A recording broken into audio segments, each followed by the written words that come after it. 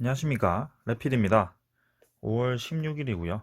이번 시간에는 주식 백서 두 번째 시간 가져보도록 하겠습니다. 이번 시간의 주제는 종목 이전에 거시적인 흐름을 보아라 라는 얘기고요. 제가 항상 강조드리는 점이 종목이 아무리 좋아도 이 전체적인 증시가 하락을 하게 되면 다 같이 내릴 수밖에 없다라고 강조를 드리고 있습니다. 그래서 그런 흐름을 읽기 위해서 매번 이제 종목 앞에 이렇게 시황 분석을 잠깐 하는 거죠. 뭐 그렇게 어, 자세하게 분석하는 건 아니고요. 전체적인 흐름만 좀 집어가는 거기 때문에 그렇게 설명을 간단하게 드린 거고요. 저도 막 정확하게 100% 정확하게 보지는 못합니다. 그래서 어느 정도 흐름만 잘 짚어보려고 노력하는 편이고요. 그래서 여러분들에게 도움이 되는지는 모르겠지만 매일매일 그렇게 종목 분석 앞에 얘기를 좀 하고 있습니다. 자, 그래서 이번 시간은 이제 거시적인 흐름을 보는 게 얼마나 중요한지 좀 얘기를 해보려고 하고요. 최근에 이제 큰 이슈죠. 금리 인상에 대해서 좀 얘기를 금리 인상 위주로 좀 하면서 마치도록 하겠습니다. 자, 일단 금리 인상에 대해서 얘기를 하기 전에 최근에 이전에도 제가 이 주제로 좀 얘기를 했었는데 다시 한번 요 주식 백서라는 제가 만든 그 테마라고 할까요? 그 테마에 좀 집어넣기 위해서 설명을 좀 하겠습니다. 자, 일단 국채와 금리가 어떤 관계가 있는지 처음에 설명을 좀 드릴게요. 국채는 이제 국가에서 발행하는 채권입니다. 자, 그래서 어, 정책을 통한 자금 조성을 위해서 채권 발행을 하게 되는데요. 지금 이 채권 발행을 많이 하게 되는 이유가 뭘까요? 코로나19가 터지면서 정말 이제 경제가 거의 마비될 정도로 심각한 타격을 받았었는데요. 그래서 주가가 쭉 떨어졌다가 이렇게 쭉 올라오게 되는데요. 이렇게 반등을 V자로 하게 된 이유는 아무래도 긴급 자금을 많이 투입을 해가지고 경제 활성화를 시키기 위해서 많은 노력을 했기 때문에 그렇게 진행이 된 겁니다. 근데 이게 원래 보유하고 있던 그런 금액들이 아니고요. 이렇게 없는 돈을 빌어와서 미리 이제 만들어서 찍은 거죠. 그게 이제 채권입니다. 채권 발행을 통해서 돈을 빌려온 거고요. 그 대표적인 정부가 바이든 정부, 문재인 정부 뭐 이렇게 얘기를 제가 해놨고요. 그래서 바이든 정부가 특히 뭐 천상적인 뭐라고 천문학적인 규모로 채권 발행을 좀 하면서 채권 발행을 많이 하게 되니까 아무래도 채권 가격이 떨어지게 되죠. 그러면 이제 채권 금리가 올라가게 되는데요. 그게 이제 채권 수익률입니다. 자, 그래서 제가 매일 증시를 볼 때 채권 수익률 이거 아시죠? 네, 많이 보는데요. 그게 이제 국채 금리와 채권 수익률이 이제 금리 동일하다고 보시면 될 것 같고요. 이 수치가 원래는 제가 이렇게 캡처를 했을 때는 자 1.4%에 불과했습니다. 근데 최근에는 이제 1.6%까지 올랐죠. 자, 그래서 중간에 1.5%를 넘었을 때는 이 배당 수익률보다 국채 수익률이 높아지기 때문에 국채 금리가 높아지기 때문에 큰 금액들이 주식에서 빠져서 어, 채권 수익률로 갈 수 있다라고 말씀을 드렸고요. 그래서 1.7% 갑자기 급하게 올라간 적이 있습니다. 1.8%였나요? 그때 이제 주가가 좀 빠졌다가 다시 한번 잘 버티면서 지금 1.6%로 유지를 좀 하고 있습니다. 그 다음에 한국도 마찬가지로 계속 올라갔던 모습이고요. 자, 그러면 최근에 얘기가 나오고 있는 것이 코로나19로부터 지금 이제 이런 많은 돈을 부어가지고 국채 금리가 좀 올라갔다가 지금 이제 조금 멈춰 있는 상태긴 한데 경기 회복 기대감으로 물가 상승이 인플레이션 우려가 나오고 있죠. 이게 왜 나오냐? 갑자기 이제 돈을 워낙 많이 풀었습니다, 지금. 돈을 많이 풀다 보니까 돈이 이제 가치가 좀 떨어지는 거예요. 근데 그만큼 이제 물가가 반대로 좀 올라가는 것이죠. 그래서 이 돈의 가치와 물가의 가치가 좀 반대로 움직이는 경향이 있거든요. 그래서 물가가 올라가면 아무래도 돈 가치를 좀 높여야 됩니다. 그 방법이 이제 금리를 상승하는 방법이고요. 이 돈을 많이 풀었던 돈을 다시 한번 회수를 하면서 이 시장의 그 유동성을 좀 없애는 거죠. 그렇게 되면 물가가 자연스럽게 좀 떨어지게 됩니다. 그럼 이제 인플레이션에 대한 이 정확한 해법이죠. 그래서 금리 상승을 할 수 있다. 파월 의장이 근데 장기 저금리 유지를 공언을 했었죠. 이전에는 그렇게 얘기를 했었는데요. 지금은 이제 얘기가 좀 달라졌습니다. 최근에 어떤 현상이 벌어지고 있냐면, 자, 철근이 없답니다. 멈춰선 건설 현장, 철근 대란 공포. 그래서 경기 회복 때문에 네, 예상보다 너무 경기 회복이 빠르게 되다 보니까 이 수출량도 늘어나고 거기에 따라 원자재 가격이 너무나도 급하게 올라간다고 합니다. 그래서 중국 같은 경우는 내수 확보를 위해서 수출 금지를 하는 조치도 취하고요. 본관 가격이 지금 5개월새 50% 급등을 한다고 합니다. 그래서 이렇게 된다면 당연히 이제 원자재 기업들이 주가가 올라갈 거죠. 네. 근데 대신에 이제 원자재를 이용해서 만든 그런 자재를 구입하는 그런 기업들은 영업이익과 순이익이 줄어들 수밖에 없습니다. 네, 이렇게 건설에 사용되는 재료들이 너무나 비싸니까 건설을 할 수가 없는 거죠. 자, 이렇게 계속 이제 급등을 하게 되면 인플레이션이 올 수가 있는 겁니다. 그런 상황이 지금 벌어지고 있는 거고요. 지금은 원자재 가격만 이렇게 상승을 하고 있지만, 네, 이렇게 다른 철강뿐만이 아니고 다른 것도 기름값이 올라가든지 뭐 그렇게 해버리면 경기에 또 그렇게 좋지 않은 영향을 미칠 수 있기 때문에 인플레이션이 오기 전에 좀 조치를 해야 된다라는 목소리가 많이 나오고 있습니다. 자, 그래서 자, 금리 인상을 조기로 해야 된다라는 얘기가 좀 나오고 있고요. 금리 인상을 현실화하면 우리 경제는 어떻게 되나? 금융 부실화 우려 이렇게 되어 가고 있고요. 지금 금리 인상이 미국의 금리 인상 시기가 예상보다 앞당겨질 가능성이 높아진다. 그래서 영끌족 이 긴장을 하고 있다. 왜 그런데 이렇게 영끌족이 긴장을 해야 될까요? 금리 인상을 하게 되면 네, 우리가 이렇게 풀어놨던 돈을 은행으로 이렇게 회수를 한다고 하죠. 그게 이제 금리 인상이 되면 아무래도 은행의 금리가 같이 올라가기 때문에 그 이자를 많이 받을 수 있어서 이제는 투자보다는 안전한 은행으로 돈을 넣는 경향이 커질 거고요. 그 다음에 은행이 이렇게 대출에 대한 이 이자가 또 높아지죠. 금리가 이자 금리가 높아지기 때문에 대출한 것에 대해서 어, 돈이 많이 갚아야 됩니다. 그래서 거기에 따라 이제 영끌족들이 이렇게 긴장을 하고 있는 모습이고요. 금리 인상이 지금 사상 최대로 이렇게 투자금이 네, 주식이나 부동산으로 몰린 상황에서 굉장히 큰 영향을 끼칠 거라고 저는 생각하고 있습니다. 그래서 좀 경계를 많이 해야 된다라고 생각하고요. 생각보다 타격이 클 수 있거든요. 지금 상황에서. 네, 그래서 어, 증시가 그간 이제 V자를 넘어서 이 V 구간만큼을 넘어서 그 두 배를 지금 상승을 한 상태에서 지금 여기서 횡보를 좀 하고 있는데요. 지금 조금 더 올라갈 가능성이 있어 보입니다. 근데 이때처럼 막 3배까지 상승을 못할 것 같고 어느 정도 상승하다가 이제 금리 인상에 따라 이게 좀 하락을 할 수도 있겠다라는 생각을 좀 하고 있는데요.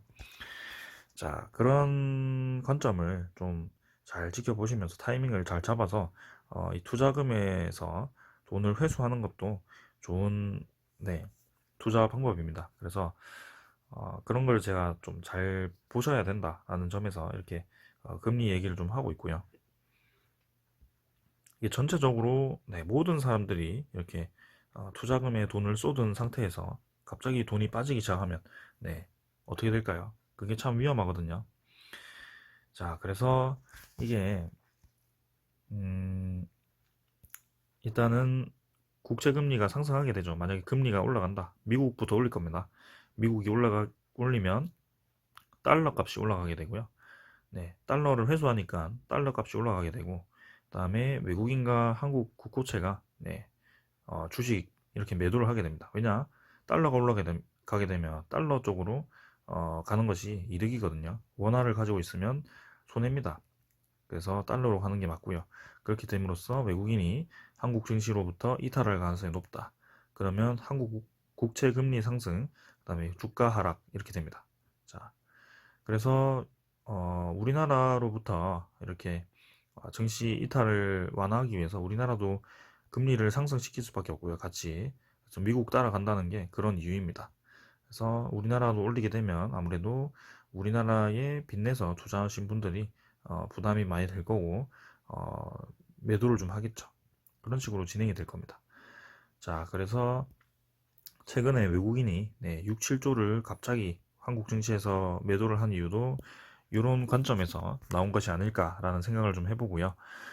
어, 이런 흐름을 좀 잘 지켜보셔야 될 것 같습니다. 지금 일단은 증시 흐름은 다시 양전으로 좀 바뀌었습니다. 그래서 니케이나 항생, 상하이 종합, 그 다음에 대만, 뭐 다우존스, 나스닥 다 올랐고요. 유럽도 그렇고 1% 이상 다 상승했기 때문에 다음 주 초반에는 증시가 다시 반등을 할 수도 있겠습니다. 나스닥도 선물이 2% 정도 올랐고요. 자, 그런데 분명히 이 흐름 자체가 지금은 상승 흐름에서 조금 이제 꺾였다라고 보시면 될 것 같고요.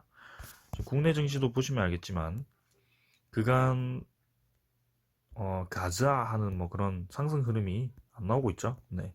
지금은 이 3천선에서 근처에서 횡보를 한 지 좀 되었습니다. 그래서 추가로도 올라갈 수는 있겠으나 뭔가 이전과는 조금 다른 흐름이 나오고 있다.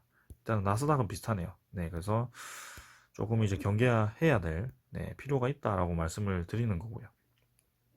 자, 그래서 지금 주제는 전체적인 거시 경제를 좀 보는 것이 맞다라고 얘기를 드리는 거고, 만약에 삼성전자를 매수를 하시더라도 뭐 10년 가지고 있으면 올라가죠. 올라가는 종목이긴 한데요. 어, 이 타이밍이라는 게 있죠. 어제도 그 첫 번째 시간에 제가 타이밍을 좋게 말씀을 드렸는데 그것도 이 얘기와 동일한 맥락입니다. 그래서 증시가 이렇게 이전에는 왔다 갔다 하면서 오랫동안 박스피라고 얘기할 정도로 이렇게 갇혀 있었던 모습이었는데요. 지금은 코로나로 인해서 특별하게 이렇게 갑자기 유동성 장세로 이렇게 올랐습니다. 그래서 그간 오르지 못했던 종목들이 많이 올라 있는 상태고요. 그 이유 중에 하나도 공매도 금지, 그 다음에 유동성 자금이 투입돼서 그렇게 되어 있는 겁니다. 근데 공매도 금지가 풀렸죠. 네, 그래서 이거는 제외되고 유동성 자금이 투입이 됐는데 그 금액이 이제 빠질 때가 증시가 이제 하락할 때가 아닌가라는 생각을 좀 하셔야 된다는 거죠.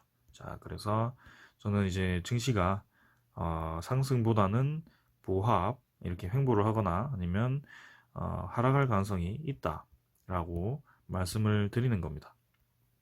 그래서 여기서 만약에 이전에 나스닥을 보았을 때는 시간을 별로 안 줍니다. 떨어질 때는 갑자기 떨어집니다. 이렇게 막 떨어져요.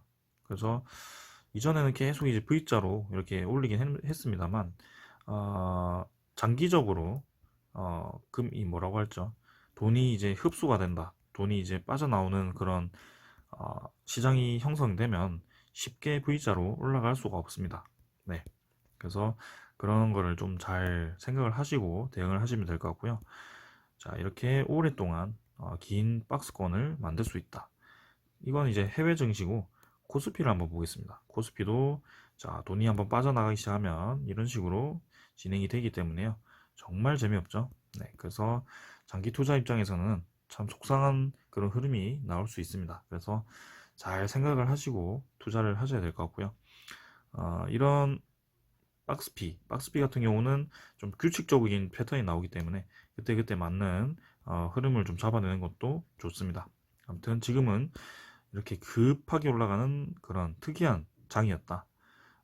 올해 주식 투자를 좀 신규로 하신 분들이 많을 텐데 올해 같은 시장은 앞으로 나올지 모르겠습니다. 작년과 같은요. 네. 그래서 정말 특이한 장을 처음 경험하셨는데 뭐 넣으면 다 오르네 이렇게 하시면 안 되는 거죠. 네.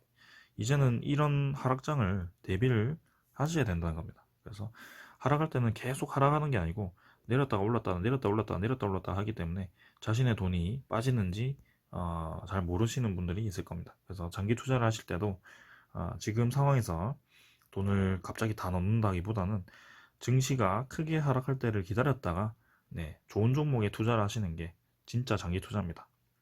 그래서 그런 흐름을 잘 집어내는 게 맞고요.